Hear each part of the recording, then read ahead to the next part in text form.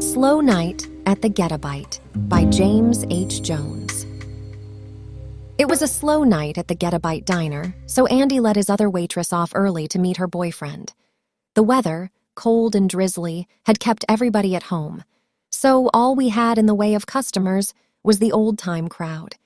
They were in the back booths, setting the world straight on every issue from the restructuring of Europe to getting those hand-drying blowers banned from public restrooms. The world wouldn't listen. Half the time, they didn't listen to each other. Those regulars would have shown up at the diner for their evening meal, even if we had been under attack from the Martians. When the slim young guy in the jeans, leather jacket and t-shirt walked in and quietly slipped into a booth near the door, I knew who he was. Rather, I knew what he was. He couldn't have been more than 18. How could you get the way he was in such a short life? It was the skinhead haircut that gave it away. I had read about all the trouble the authorities were having with these rabble-rousers lately. They had been painting swastikas, scrawling graffiti, breaking windows, and even roughing up a few people whose skin color didn't match their ideal. And, besides their mischief, they had been recruiting. Recruiting young, apparently. You could tell by the peach fuzz on this kid's head he had fallen for the party line.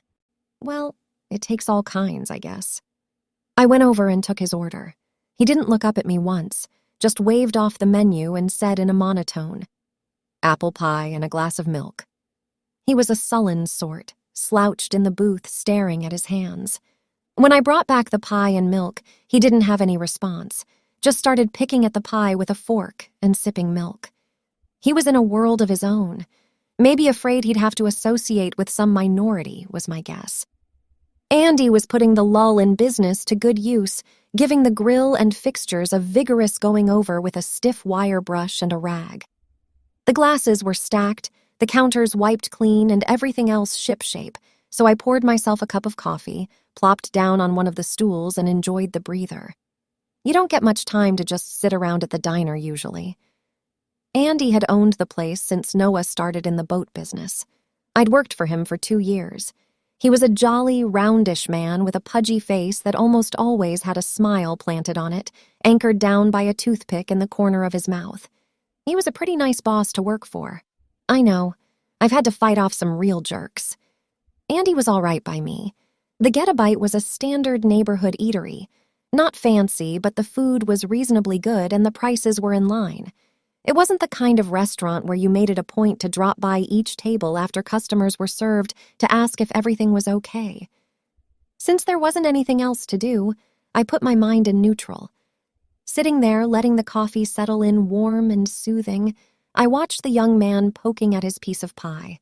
I knew the pie was fresh, but he didn't seem very interested in it. It occurred to me that there was something ironic about one of these bums, cozy and comfortable in an American diner enjoying apple pie, a symbol of American traditions. Actually, he didn't seem to be enjoying it anyway, and that was one consolation. He wouldn't have been bad-looking except for the shaved head and the deep scowl that showed he had a major chip on his shoulder. That expression never changed. I got to thinking about it. Here in a middle-sized city that had always been reasonably peaceful and free of violence, how could that kind of movement get a foothold?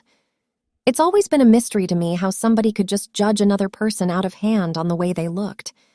I guess I just wasn't brought up that way. I was jerked out of my speculation about the skinhead by Andy's voice. "Adele, hey!" I said. "Could you get me some more rags from the back room?" he bellowed. "Hey, what's the matter with you anyway?" "Oh, nothing," I answered, coming back to reality. "I was just thinking about something." I brought Andy the rags. When I handed them to him, he cocked his head to one side and looked close into my eyes. "What gives with you, anyway?" "I'm sorry," I told him. "I was just thinking about that kid in the booth, the skinhead."